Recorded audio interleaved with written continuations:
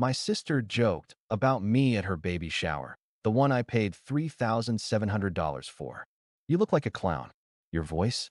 Like a chihuahua, she said in Spanish, thinking I understood nothing. I smiled, then turned to her guests and replied to every word in Spanish, French, and Italian. I stepped outside, made one call, and said four words. My name is Nico. I'm 28. I'm the older child, the default translator, and the person everyone calls when the Wi-Fi blinks.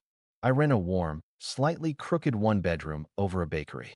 I work days at a logistics company, and at night I teach beginner Spanish, French, and Italian online to people who say, I've always wanted to learn, and then forget their homework. I'm not rich. I'm reliable. In my family, those two facts collide. If you ask my mother who I am, she says, Nicholas is smart, he helps, the way you talk about a sturdy chair. If you ask about my sister, Camila, she lights up. Mi princesa, so beautiful, so funny. Camila is 25, golden on camera and louder in person.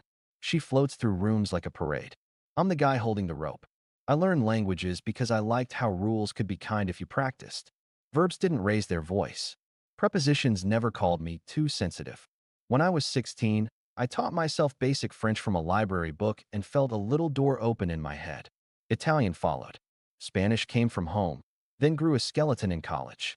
Words turned into side gigs turned into bills paid on time. Everyone admired the result. No one respected the boundary where that result ends and I begin.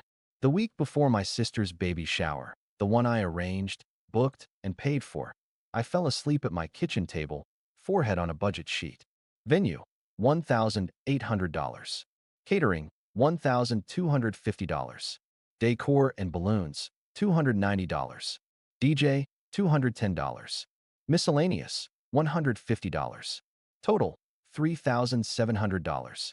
I wrote the numbers twice because repetition calms me.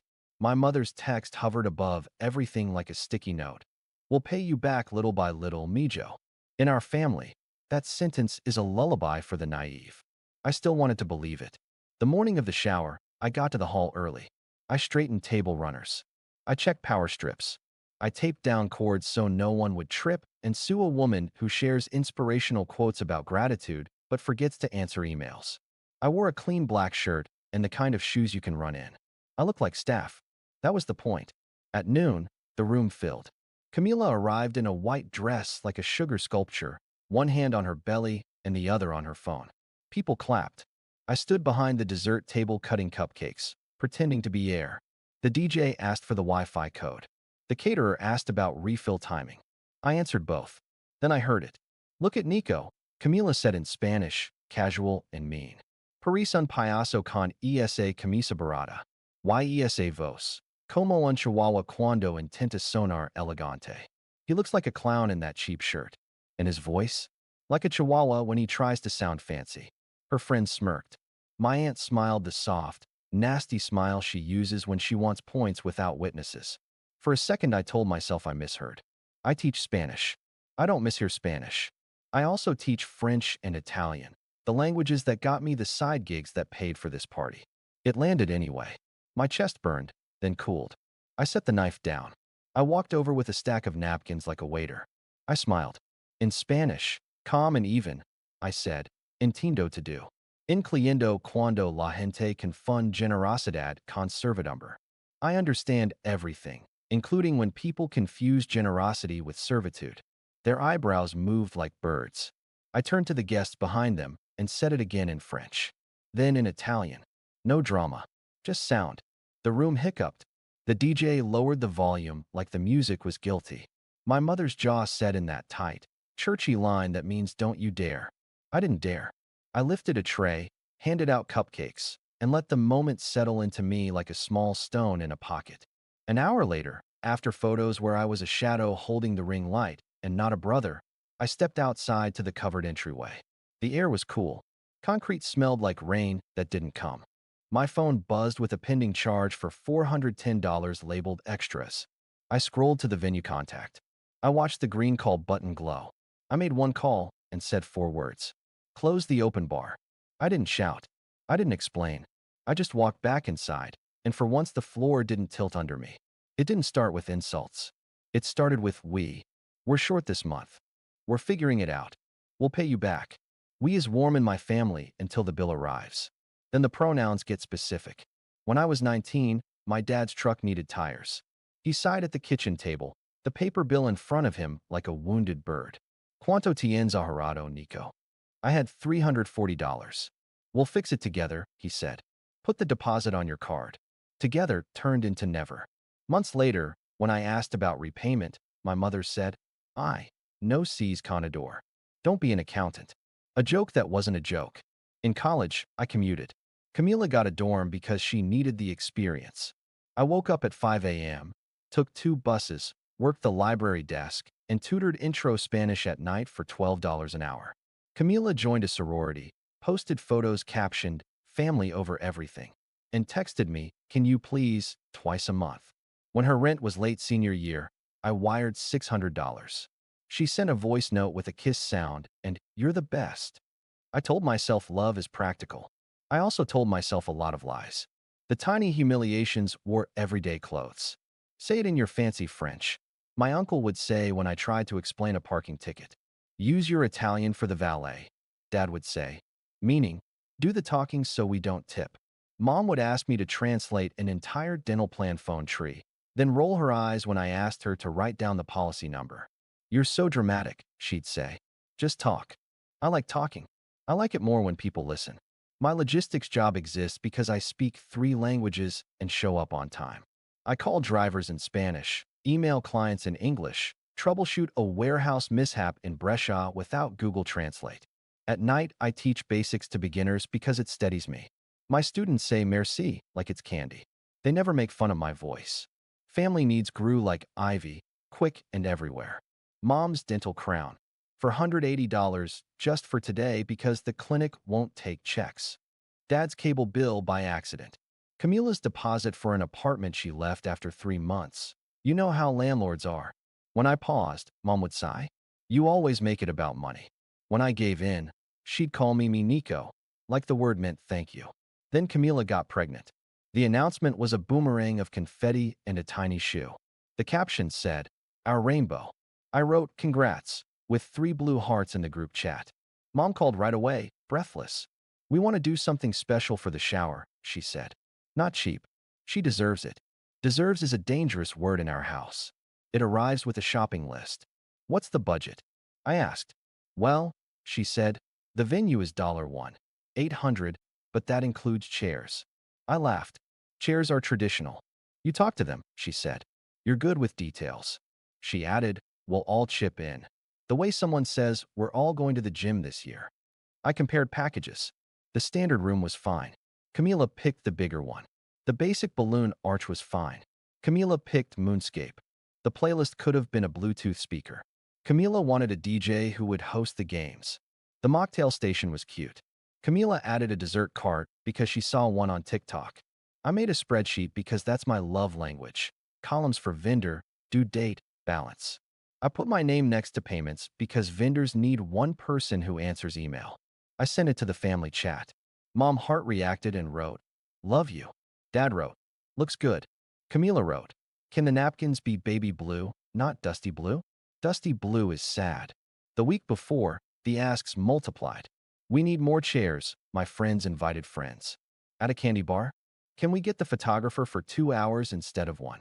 My nose softened into let me see. Let me see softened into my card number. 3 nights before the event. Camila texted, can you cover the nursery rug now? We'll settle later. It's on sale. She sent a link. $379. I typed, I already covered the shower. She replied, it's all for the baby. Same thing. For the baby is a skeleton key in our house. It opens every door. I didn't turn it. Not the same, I wrote. A minute later, Mom called. Just this one thing, she said. You know your sister. She gets stressed. You're strong. Being strong doesn't mean being a sponsor, I said. She sighed. You always make it about money. Then, cheerfully, the DJ needs the deposit tonight. I tucked one small boundary into the venue contract. The final balance would require a text authorization. No auto charge. It felt like taping a note to my future self. You can still say no. I hoped I wouldn't need it. Hope is cheap. Parties are not. On the day, I translated for the caterer, Spanish, fixed the DJ's invoice typo, English, and told building security our guests had wristbands, Italian. He was an older man who smiled when I switched. I carried boxes, handed out pins for the advice to the mom-to-be, and put extra tape under the photo backdrop because balloons are dramatic. For a moment I thought, maybe this is fine. Then Camila made her joke, and something in me stood up. It didn't shout. It just stopped kneeling. People ask why I didn't confront her right there. I did, quietly. People ask why I keep paying if it hurts. Because every no in my family is a fire alarm. If I say, I can't, they hear, I won't. If I say, not this, they hear, not ever. If I say, please respect me, they hear a foreign language and refuse to learn. I am a translator. I should have been able to translate my own limits. Instead, I scheduled and funded and smiled like a stagehand. That day, outside under the awning, I pressed a new word into my mouth and held it there. Enough. The big scene wasn't a scream. It was a sentence. We were mid-games when the DJ said, let's hear from Big Brother. Camila clapped, bright. Nico, say something nice. But keep it short.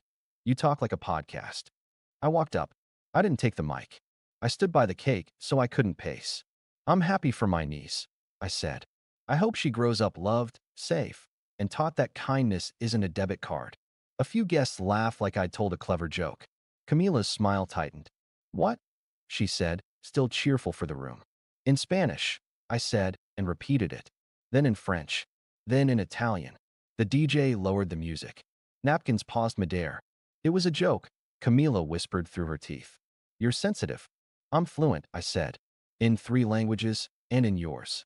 My mother stepped forward. Nicholas, she warned. Not now. Now, I said softly. Because the bill is now. The venue manager stood near the back, checking the time. I raised a hand. He came over, professional smile. Everything all right? Yes, I said. One change. I showed him the pending text.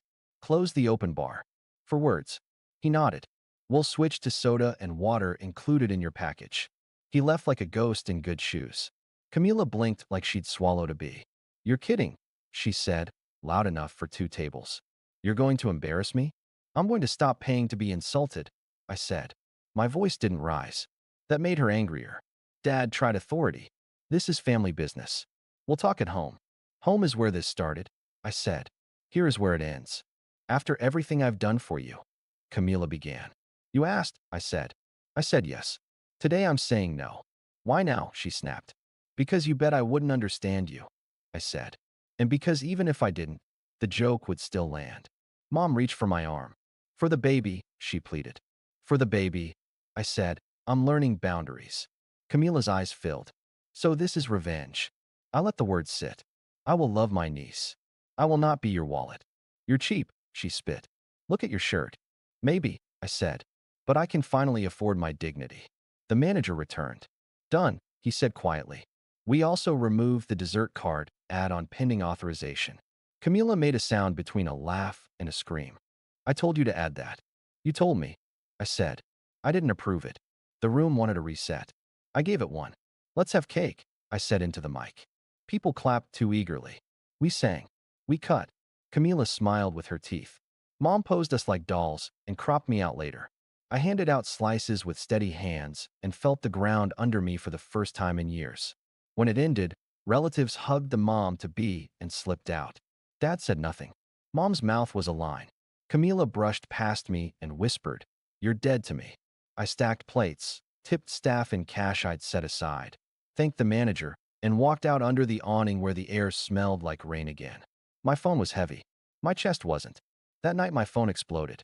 14 missed calls from Mom, 6 from Dad, 22 from Camila, and a chorus of cousin paragraphs that began with not taking sides, but. The group chat read like a courtroom drama. I put my phone face down and ate leftover pasta. The bakery downstairs closed at 10. Warm sugar drifted up the stairwell and then was gone. Silence arrived like a visitor I didn't know I'd been waiting for. At 8 a.m., Mom texted, You made your sister cry. You embarrassed your father. You ruined a beautiful day. We have always done our best for you. How could you? Then apologize. Immediately. Then, we will talk tomorrow at 8 o'clock. At 8 o'clock, I was on a call with a driver stuck near Houston. At 10 o'clock, I walked around the block and watched pigeons argue like tiny lawyers. My phone buzzed. Camila, you owe me $410 for the extras you canceled. I typed, no. She sent a 3-minute voice note I didn't play. Later, if you don't pay, you won't meet my daughter. As if my niece were a theme park and she worked the gate.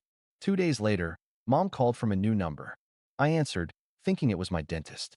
You broke your sister's heart, she said, skipping hello. All for money. All for respect, I said. We gave you everything, she said, and named food, clothes, school like receipts. Now you count pennies? I count boundaries, I said. Just apologize, she said. We told people you were stressed. We'll say you didn't mean it. I meant it, I said. For 6 years. Dad texted later. Be a man. Handle this. I typed, I did. He sent a photo of the empty dessert cart space, as if absence proved my crime. I didn't answer. By day 3, Camila posted, family can be the cruelest. Then a bump photo with a song about angels. Relatives DM'd me. It's not worth losing your sister. Money comes and goes. You should have just taken the joke. I read that last one twice. It made me laugh in the wrong place. I opened my budgeting app. I tagged the shower, gift, final. I deleted the category called Family Emergencies, a folder I'd secretly labeled recurring. I set a rule. No transfers to family without a plan I can afford to treat as a gift. A small line. A different life. New habits grew. Phone on Do Not Disturb at 9 p.m. Sundays for quiet. Lessons planned in a neat stack. My students thank me without asking for my card. The retired nurse in Toronto said, you explain things simply. The baker in Dallas sent a photo of macarons that looked like planets. The college kid flirted poorly in Spanish and improved anyway. A week after the shower, Camila called from Dad's phone. You made me look stupid, she said. Everyone was talking. I didn't put your joke on a mic, I said. You know I didn't mean it, she said. It was humor. At my expense, I said. With my card. So what? Her voice sharpened. You think you're a hero because you know words? You're nothing without us. That might be true, I said. But I'm less without me. What does that even mean? It means I won't pay to stay the punchline. She called me dramatic, selfish, cruel. She hung up. 10 minutes later. When the baby is born, don't come. An hour later. Fine, you can come if you apologize. That night, a registry link with We Need a Crib. If you want to help, now is the time. The crib was $649. I typed, no. I put my phone face down like a lid on a pot. Mom tried nostalgia. She sent a photo of child me pushing child Camila on a swing. You loved her then, she wrote. Love her now. I stared at our faces, small and happy. I do love her. It would be easier if she were a cartoon villain. She is a person who learned I was safe to lean on until I bent. I used to think love meant bending without counting. Now I think love means bending and also knowing when to sit down. Silence came again. But in our family, silence is never peace. It's planning. Thursday night, Dad called. Family meeting Sunday, he said. I won't be there, I said. Don't be ridiculous, he said. You live 15 minutes away. For my time, I set the agenda, I said. He exhaled like a tire losing air. We'll remember this. I hope so, I said. On Sunday, I went to the library. I sat in a sun patch and read a mystery where the bad guy wasn't my guilt. My phone collected 11 missed calls and a flurry of messages about a vote on my apology. I didn't know they could vote on my mouth. My aunt wrote, if he wants to be difficult. Mom wrote, we'll give him time. Camila wrote, he'll crawl back. I closed the thread and checked out another book. Work felt lighter. Maybe I just stopped dragging a sack labeled family across every task. I ate breakfast sitting down. I watched a movie without pausing to fight.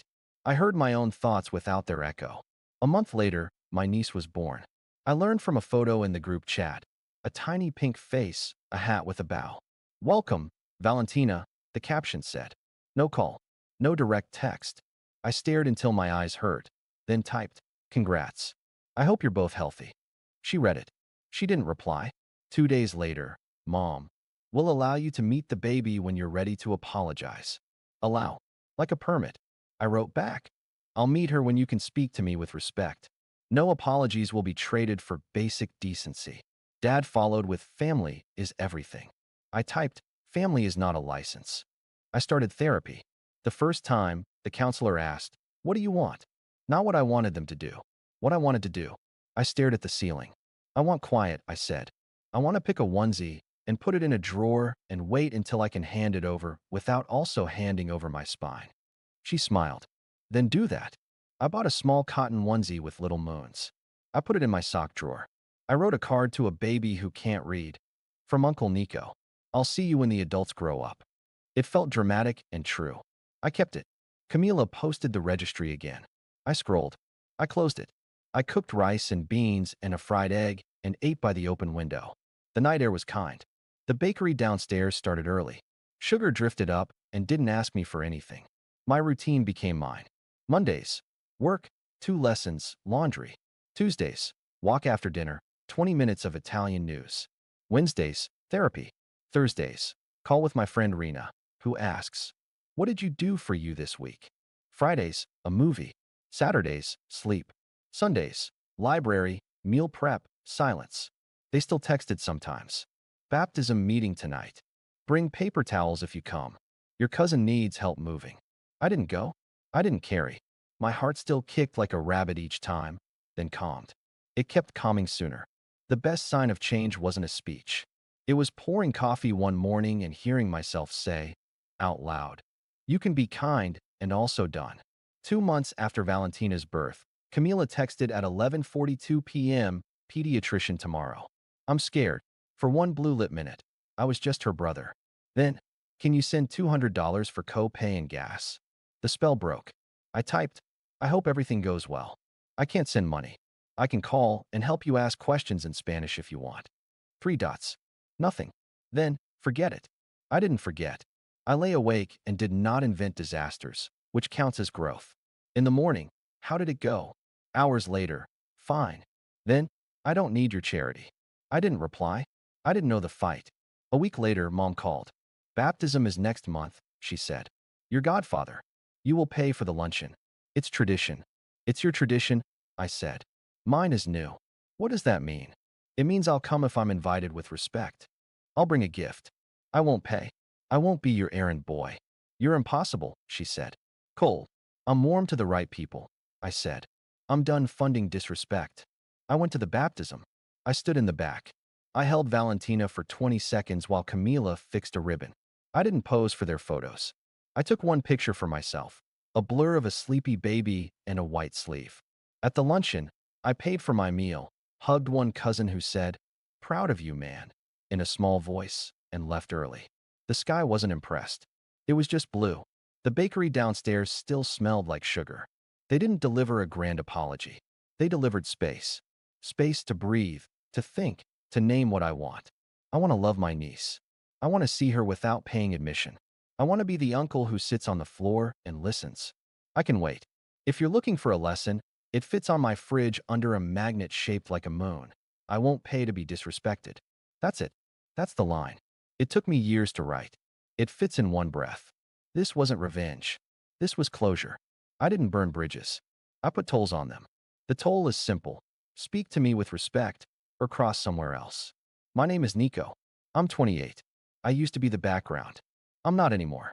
I'm the person who paid $3,700 for a baby shower and finally decided the only debt I'll carry is to the part of me that kept whispering, "Hey, you deserve better." I hear him clearly now, and I answer,